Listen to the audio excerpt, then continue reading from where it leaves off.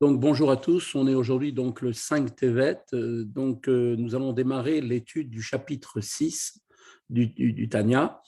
On avait vu dans les chapitres précédents, Rabbi Shneur Zalman avait décrit donc l'âme divine, ses 10 facultés, 3 donc intellectuelles et 7 émotionnelles, avec ces 3 vêtements par lesquels l'âme va s'exprimer, que sont ces vêtements, donc la pensée, la parole et l'action, qui relèvent donc de la Torah et des mitzvot. Donc, on avait vu que ces vêtements de l'âme sont en fait supérieurs même à l'âme elle-même, puisque en vertu de l'unité de la Torah et avec Dieu, l'âme qui s'habille donc de cette étude de la Torah dans sa pensée, parole et action, qui étudie, donc c'est-à-dire que cette âme qui va donc étudier la Torah et accomplir les commandements, s'unit directement à Dieu, et cela donc fait que les vêtements sont même plus hauts que l'âme elle-même. Cela est encore plus vrai pour l'étude de la Torah, par laquelle l'âme, comme on avait expliqué, est en train d'attraper, d'étreindre la sagesse divine qui se trouve confinée dans la Torah, tout en étant en même temps elle-même, cette âme-là, elle aussi, étreinte, donc enlacée directement par la sagesse divine et par la volonté de Dieu. Alors, dans ce chapitre 6, le Admor Hazaken va maintenant aborder l'âme animale, va nous expliquer quelle est sa structure formelle, qui elle-même est similaire, on peut dire véritablement, à celle de l'âme divine. Elle possède, elle aussi, 10 facultés, 3 vêtements, et 3 vêtements, elle aussi. Toutefois, bien sûr, au contraire de l'âme divine, l'âme animale a pour substance la klipa. Et donc, ses facultés, comme ses vêtements, sont impurs. Avec de tels vêtements, donc, on verra que l'âme animale éprouve une vertigineuse descente, une chute extraordinaire, incroyable. Et à propos donc du concept de klipa qu'on avait expliqué déjà au chapitre 1er, on explique que toute existence qui est créée dans ce monde reçoit bien sûr la vie directement de Dieu, le Créateur. Néanmoins, pour qu'il y ait donc toujours la possibilité d'avoir le libre arbitre d'un choix entre le bien et le mal, et que l'effort qui va être engagé pour servir Dieu puisse être récompensé, il a donc été créé ce qu'on appelle les forces de l'impureté, qui elles ont pour fonction de dissimuler le divin à travers et au sein donc de la création. Donc ces forces qui sont là sont appelées les klipas. Pourquoi? Parce qu'au pluriel, ça fait clipote. C'est un terme qui signifie en fait littéralement une coquille, une peau. De la même façon que la peau dissimule le fruit, eh bien, les forces de la clipa dissimulent Dieu, si on peut dire le divin, qui est présent dans chaque être créé. Les clipotes, donc, on le sait, sont divisées en 2 catégories.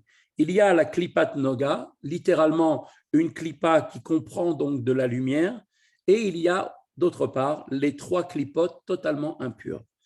La première catégorie, la klipat noga, comprend un peu de bien, et elle constitue donc un niveau intermédiaire entre le bien et le mal total. Un élément de la création qui reçoit sa vitalité à travers donc l'écran dissimulateur de cette klipat noga peut servir à la réalisation aussi bien du bien que du mal, puisqu'il y a les 2 possibilités. Et sont inclus dans cette catégorie tous les objets qui sont des objets physiques autorisés par la Torah. Ils peuvent aussi bien, ces objets, être employés pour une mitzvah et ainsi regagner la sphère de sainteté, que pour être utilisés aussi pour une faute. Donc, on a 2 façons d'utiliser des choses permises, soit de les utiliser pour faire le bien et à ce moment-là, de leur permettre de regagner ces objets matériels, la sphère de la sainteté, soit de les utiliser pour le mal et donc de les faire chuter, de les faire descendre par l'intermédiaire de la faute. Et donc, on connaît une chute vertigineuse.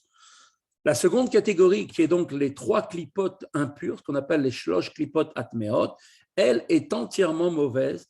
Un élément donc de la création qui reçoit sa vitalité à travers la dissimulation de cette clipa ne pourra pas être, lui, transformé en sainteté, ni même, dans certains cas, être employé au service de la sainteté. Donc, on voit que c'est la raison pour laquelle la Torah nous demande de ne pas les utiliser, de ne pas les manger, car nous ne pouvons rien faire. On ne pourra jamais les faire remonter vers la sainteté puisqu'ils sont entièrement vers le mal. Et donc, tous les objets interdits relèvent donc de cette catégorie des trois forces impures, qu'ils soient seulement des interdictions à la consommation, comme par exemple, je peux très bien, le porc est interdit à la nourriture, mais sa peau, je peux l'utiliser pour faire un sac, par exemple. Ce n'est pas interdit de faire un sac en peau de porc, mais le manger, c'est interdit. Eh bien, qu'il soit uniquement interdit donc à la consommation, ou bien qu'il soit complètement interdit, par exemple, comme la peau du serpent, qui lui est totalement impur, et que même si quand je vais le prendre, je ne peux retirer cette impureté, eh bien, tous ces objets-là ne pourront jamais être élevés. C'est la raison pour laquelle ils ne peuvent pas nous servir de quelque manière que ce soit dans notre service de Dieu, qui a pour finalité d'élever les objets de ce monde matériel vers la spiritualité, vers la sainteté. Voilà donc le texte de notre chapitre 6. Or, Dieu fit l'un à l'opposé de l'autre. C'est marqué cela dans l'Ecclésiaste de Shlomo Ameler. Chaque élément donc de la sainteté a donc un équivalent, d'accord, dans la clipa. L'âme animale, donc cette âme animale, elle a ses facultés et ses vêtements qui correspondent eux aussi à l'âme divine avec ses facultés et ses vêtements. De la même façon que l'âme divine, elle a des facultés et des vêtements, eh bien l'âme animale aussi, elle a des facultés et elle a aussi donc des vêtements. Donc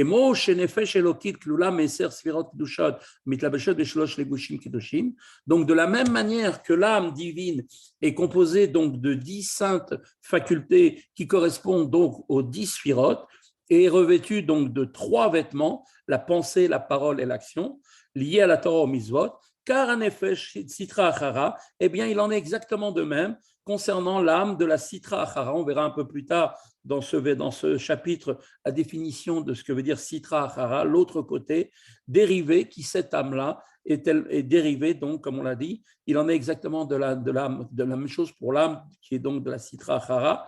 Miklipat Noga, provenant de la Klipat Noga, qui contient donc au niveau de cette âme animale, qui est revêtue à quel endroit? Dans le sang de l'homme, Bedam Adam, Meloubeshet Bedam Adam, et qui donc anime le corps, comme on avait expliqué au chapitre 1er.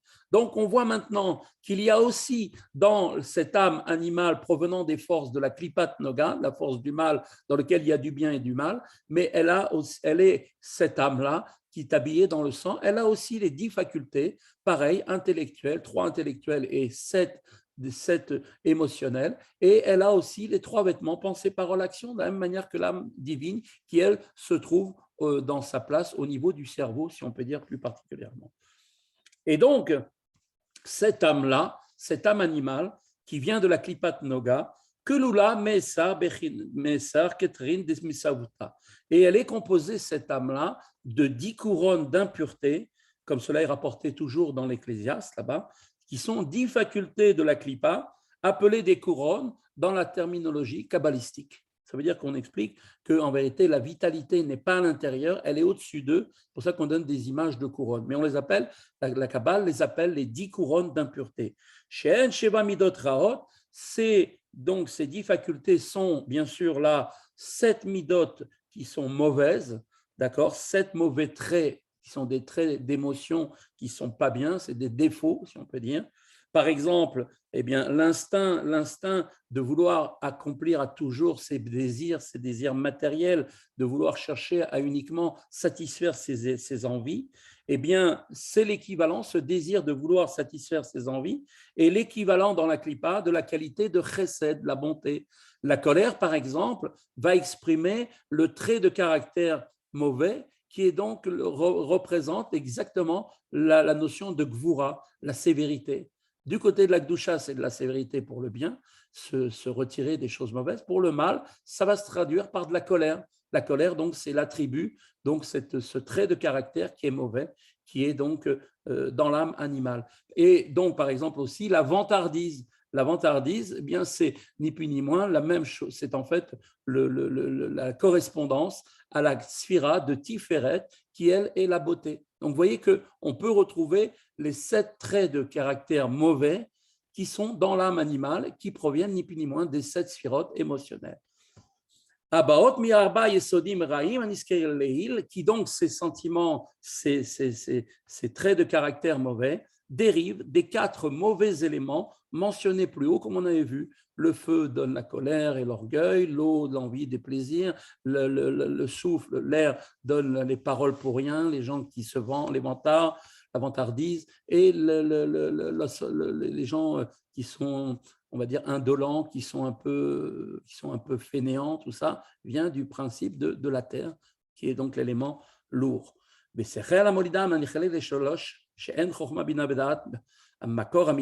Et l'intellect, donc le sechel, qui donne naissance à ces 7 mauvaises midot, lui-même, lequel est divisé aussi, cet intellect, en chokhma bina da'at, qui est donc, comme on l'avait vu, la source des midot. C'est eux qui donnent la naissance aux midot. Qui a midot en lefi erech sechel, car il en est ainsi, parce que les midot, en fait, les traits de caractère, d'accord, émotionnels, sont à la mesure de l'intellect. Plus l'intellect d'une personne est grand, et plus les midot de ces midot à lui, ses attributs émotionnels, vont s'attacher à des choses qui ont de plus en plus de valeur et de hauteur, parce qu'il va comprendre l'importance de la valeur des choses. Par exemple, on voit très bien qu'un enfant, lui, il désire et il aime, c'est-à-dire il exprime sa mida de chesed pour des choses qui ont de peu de valeur. Il va s'intéresser à une poupée, à un petit jouet, d'accord, qui n'a pas de valeur en réalité dans ce monde. Pourquoi? Parce que les fiches pourquoi? Parce que l'enfant, pourquoi il est intéressé par des choses de peu de valeur comme ça? Eh bien parce qu'il a un cerveau, il a un intellect qui est trop petit, il n'est pas encore mature et il est trop restreint pour apprécier les choses beaucoup plus précieuses. Un enfant, vous allez donner des pierres précieuses, des diamants, des choses comme ça qui représentent des choses de grande valeur. Pour lui, ça n'a pas de différence avec des pierres, des cailloux, c'est pareil. D'accord? Donc, et donc, de la même façon aussi, pour les autres attributs mauvais, eh bien, c'est l'amida, par exemple, pour l'amida de Gvura, il va se mettre, comme on avait dit, en colère et il va s'irriter pour des choses insignifiantes. On ne lui a pas donné son bonbon, on ne lui a pas donné son jouet, pour des choses comme ça, parce qu'il est petit. Et donc, pour lui, il va se mettre en colère pour des petites choses. Pareil en ce qu'il en est de la vantardise, qui est l'expression de la mida de Tiferet, et des autres midotes qui, chez l'enfant, vont être beaucoup plus petits parce que l'intellect chez lui est encore petit, il est immature. Donc, on voit que la relation qu'il y a, cette corrélation entre les midotes et l'intellect, montre que l'intellect va influencer sur la nature et l'expression des midotes. C'est pour cette raison que les 3 facultés intellectuelles, que sont Chorma, Bina et Dahad, dans l'âme animale, sont décrites comme, là aussi, comme la source des 7 midot. Alors, il y a quand même une différence quand même qui est très, très fondamentale entre la forme de ce qu'est dans l'âme divine et l'âme animale, bien qu'on ait effectivement un parallèle, comme dans un miroir, on retrouve des deux côtés la même chose. Il faut savoir que l'homme, avec l'âme divine, est appelé à Adam. Adam, c'est le niveau le plus haut du nom qui détermine la valeur de l'homme. Adam, c'est la plus haute appellation.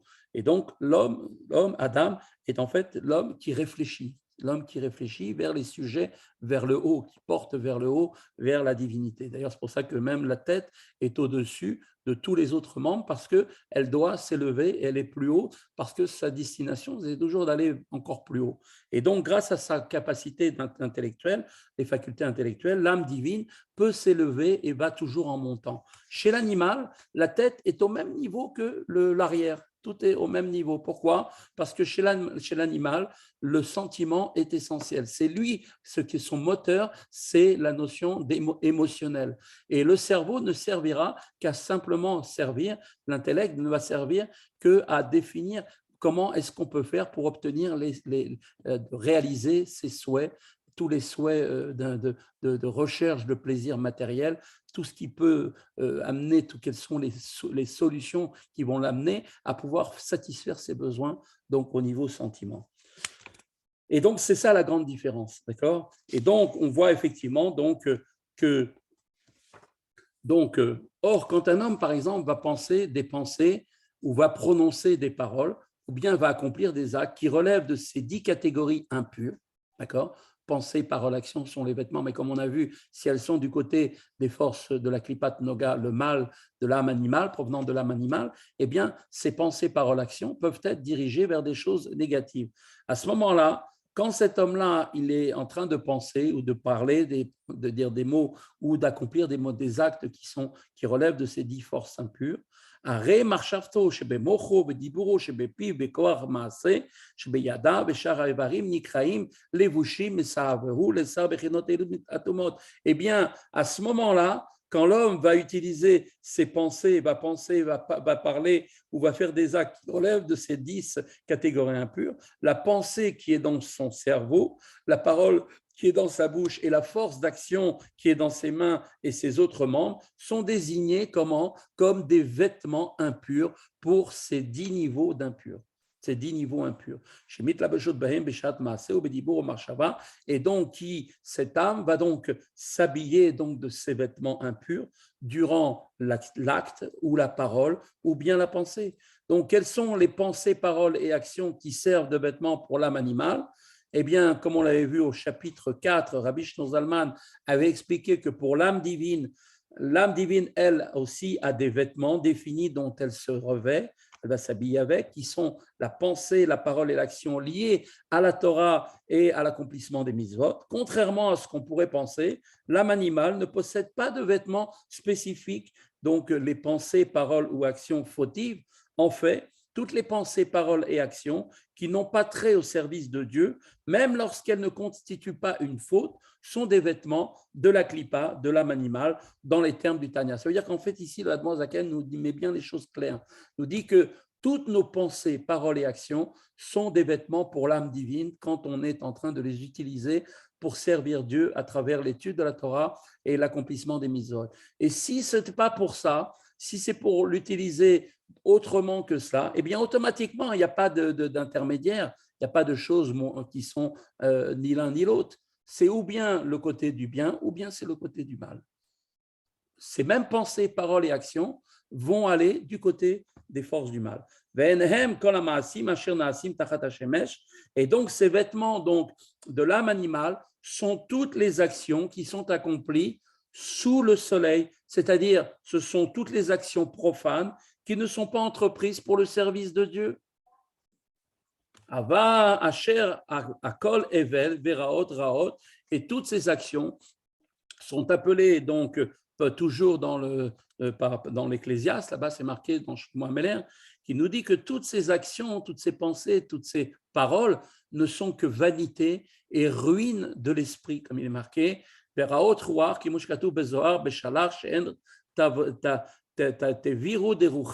le Zohar lui-même les appelle comment? Une ruine de l'esprit de sainteté. Quand on utilise ces pensées, paroles ou actions, non pas pour Torah ou Mitzvot, mais qu'on les utilise pour autre chose, eh bien, on les utilise en train de ruiner ces vêtements qui nous ont été donnés, qui sont de très haut niveau, comme on avait dit, tellement haut, qui nous permettent de nous attacher avec Dieu lui-même, à la sagesse de Dieu et à la volonté de Dieu. Eh bien, quand on ne les utilise pas, eh bien, est appelé par le Zohar la ruine, une ruine de l'esprit.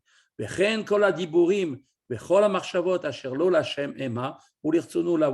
même, pour toutes les paroles, toutes les pensées qui ne sont pas orientées vers Dieu, sa volonté et son service sont des vêtements de l'âme animale. D'accord? Soit on est en train d'utiliser les vêtements de l'âme divine quand on sert Dieu à travers la Torah et les mitzvot, ou bien quand on va les utiliser, ces vêtements, pour toute autre chose, c'est directement les vêtements de l'âme animale qui sont utilisés.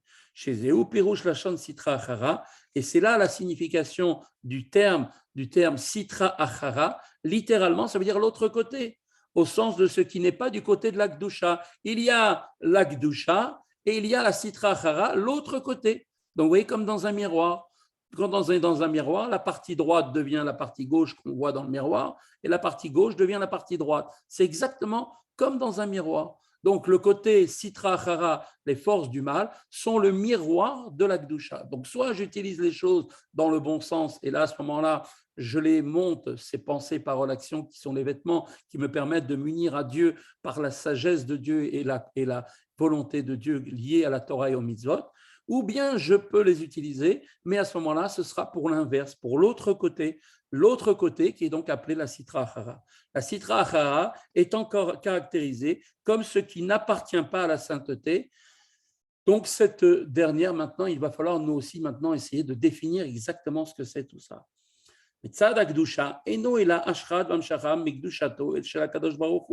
Le côté de la sainteté, nous dit tout de suite Admour HaZaken, pour bien mettre les choses claires pour nous, n'est autre que la présence et l'extension de la sainteté de Dieu. C'est ça la Gdusha, la présence et l'extension de la sainteté de Dieu.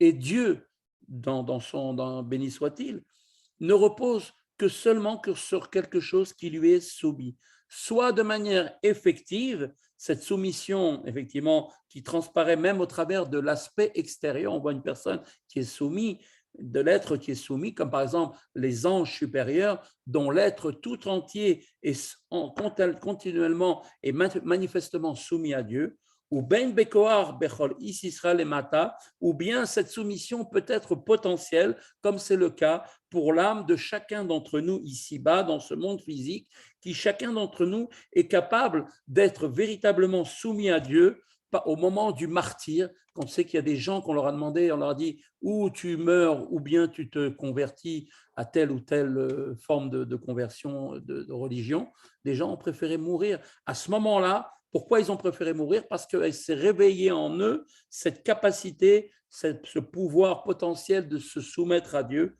pour la sanctification du nom de Dieu. Comme le Tanya l'expliquera d'ailleurs par la suite, chaque juif est capable d'un tel sacrifice de soi, de souffrir le martyre s'il le faut, de plein gré, plutôt que de renoncer à son judaïsme. Chaque juif est donc intérieurement, forcément, soumis à Dieu, quel que soit son état apparent, même si c'est quelqu'un qui est très, très, très loin. On voit que des gens qui étaient très loin, au moment où on met en évidence le moment essentiel, on lui dit « convertis-toi ou tu meurs », ils préfèrent mourir que se séparer de Dieu. Certes, cette soumission, elle est cachée, elle ne se manifeste que dans des moments très, très durs, des moments d'oppression très forte. Cependant, en vertu de cette soumission à Dieu, la sainteté divine repose sur le juif, parce que le juif, il a ça en lui, c'est quelque chose qui est potentiel, qui existe en lui.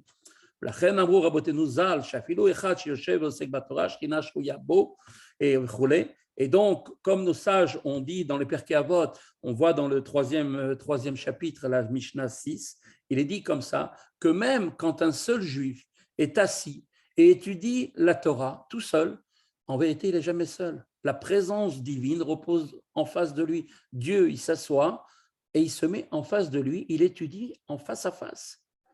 Donc, l'étude de la Torah exige que l'on mette de côté donc ses propres idées, et toutes ses présupposés pour comprendre et accepter la volonté, la sagesse divine. Ainsi, quand un homme étudie la Torah, sa soumission à Dieu s'exprime de façon extérieure et visible. Il fait ça, il ne fait pas autre chose. Et donc, c'est pourquoi, à ce moment-là, la présence divine se repose directement sur lui. Et plus loin, ça va encore même plus loin.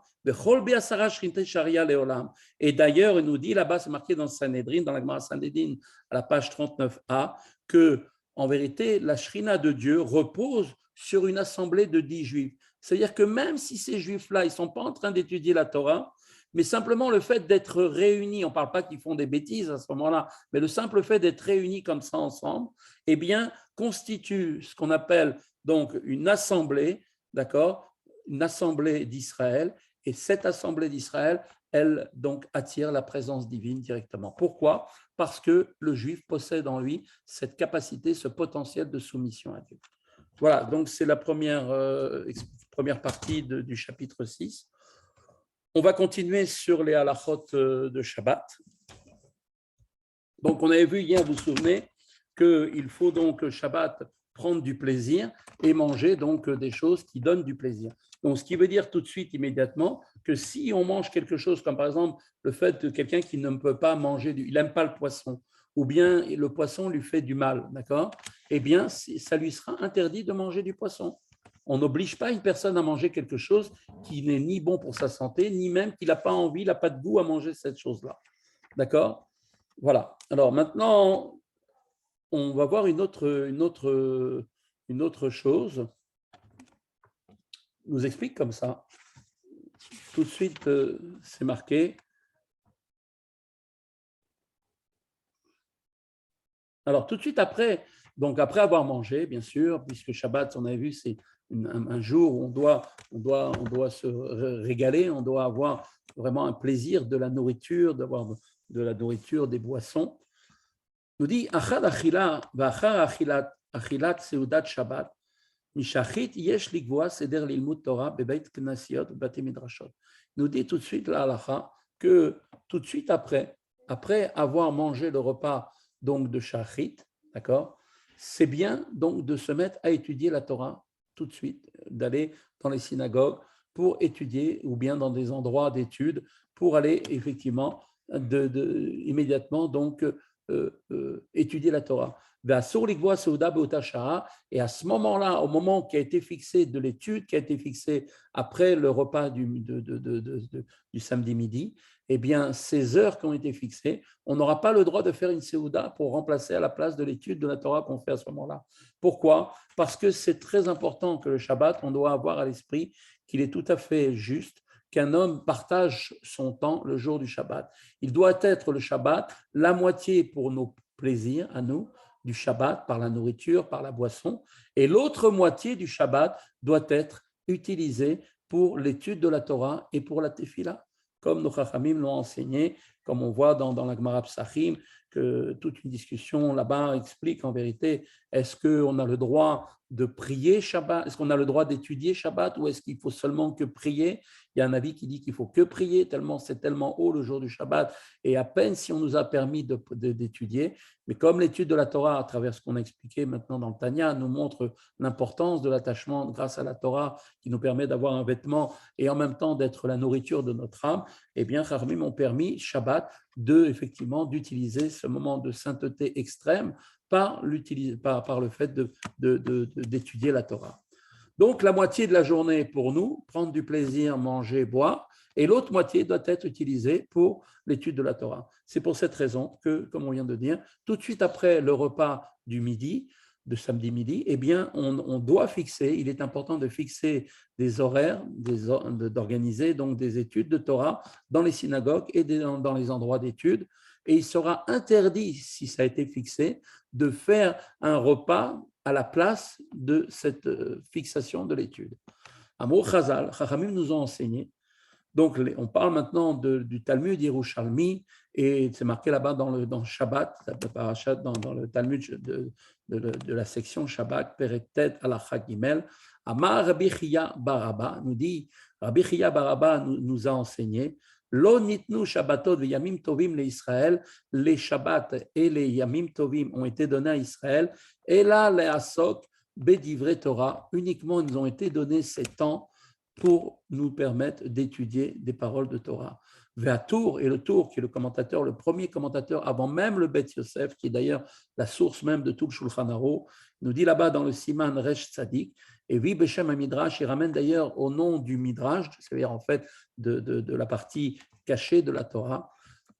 Il dit la chose suivante, Amra Torah, l'ifna Kadosh Baruch Hu, la Torah est venue devant Dieu, elle a dit à Dieu, Ribono Shel Olam, maître du monde, que Shikhansu Israël, la Haaretz, quand les Bnei Israël vont rentrer maintenant en Israël et qu'ils ne vont plus être comme avant dans le désert où ils étaient consacrés jour et nuit à l'étude de la Torah parce qu'ils n'avaient pas besoin de travailler ni de quoi que ce soit, tout venait directement de manière miraculeuse. Quand ils vont rentrer en Eretz Israël, où là maintenant il va falloir, l'un il va courir pour aller dans son travail, pour s'occuper de sa vigne, l'autre il va aller courir pour s'occuper de son champ, c'est-à-dire de sa parnassa. Alors, Vani, ma la Torah dit à Dieu, et moi, qu'est-ce qu'il en deviendra de moi-même? Amarla, Akadosh Baruch Hu lui a répondu, Yesh li zug shani mazug lecha. J'ai pour toi une épouse à te donner, et cette épouse-là, Shabbat Shemo, elle s'appelle comment cette épouse? Shabbat, c'est son nom. Et donc Dieu lui a dit, car sache que pendant ce jour-là, ils seront donc en période de repos, d'accord, de tout travail, et donc ils vont pouvoir s'occuper avec toi de t'étudier.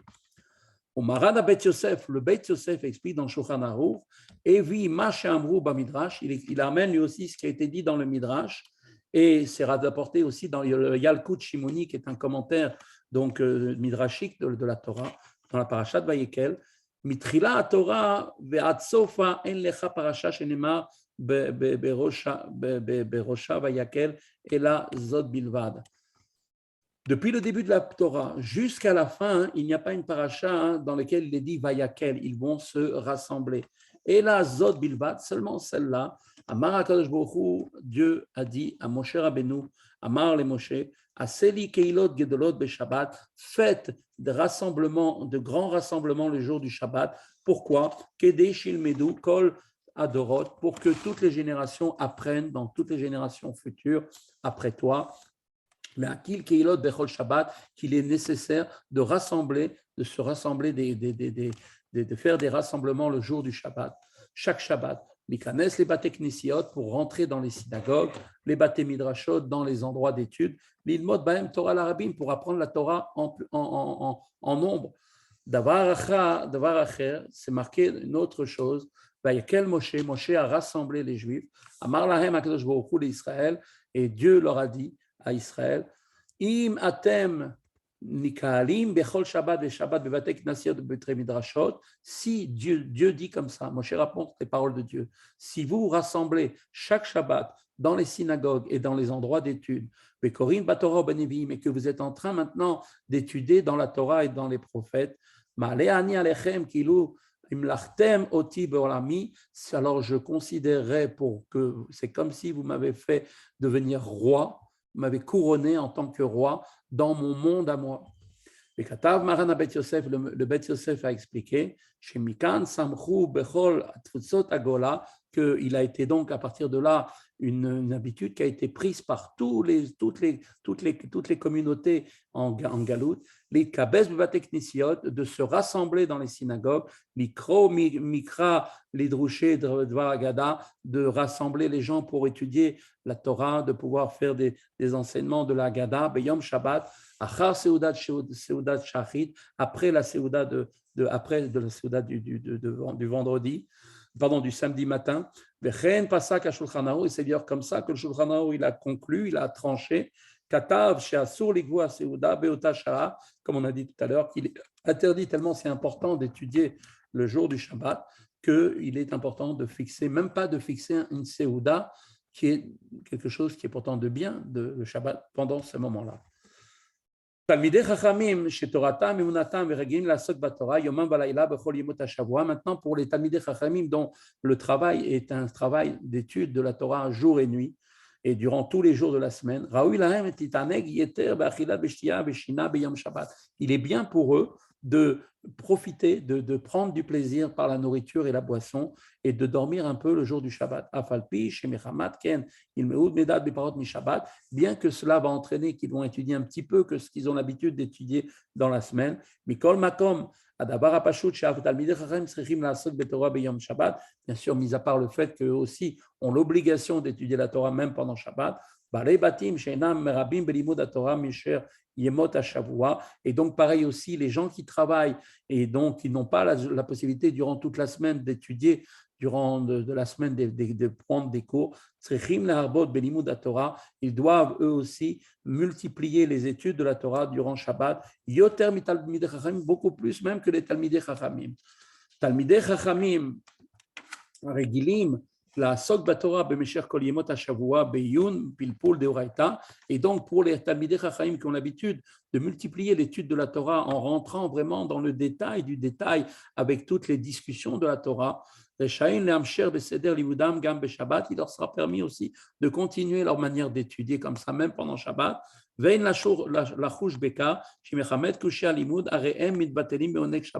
on n'aura pas de crainte de se dire, voilà, puisqu'ils sont en train de rentrer dans une étude tellement profonde qui va les fatiguer, ils vont peut-être perdre du plaisir qu'on doit prendre le jour du Shabbat. Ça, on ne dit pas ça. Mais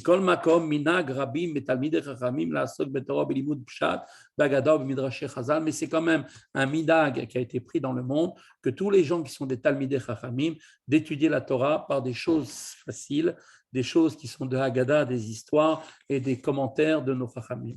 Et on termine avec cette petite halakha. Mutar le talmidei Chachamim lilmod beshabbat limud chadash bemakom she'eino regilim lilmod beshar yamim velo limdohu kodam. Il est possible pour les talmidei Chachamim d'apprendre le jour du Shabbat un enseignement, un nouvel enseignement dans un endroit qu'ils n'avaient pas l'habitude d'étudier. D'accord? Durant toute la semaine, ils ont une habitude d'étudier telle et telle chose de la Torah. Eh bien, le Shabbat, ils peuvent apporter une nouveauté de quelque chose qu'ils n'ont même pas appris avant. Et on n'aura pas de crainte non plus que s'ils vont étudier quelque chose qu'ils n'ont pas l'habitude, ça va leur demander un peu plus d'effort et que ça veut dire peut-être qu'ils vont perdre de cette qualité de reneg, de plaisir du Shabbat. On ne tiendra pas compte parce que Baruch Hashem, ils sont en train de faire une étude de Torah essentielle pendant Shabbat. Voilà, on a terminé. Chazak ou Baruch à vous d'être venus. Donc, je vous dis donc à demain, si Dieu veut, et une bonne journée à tous.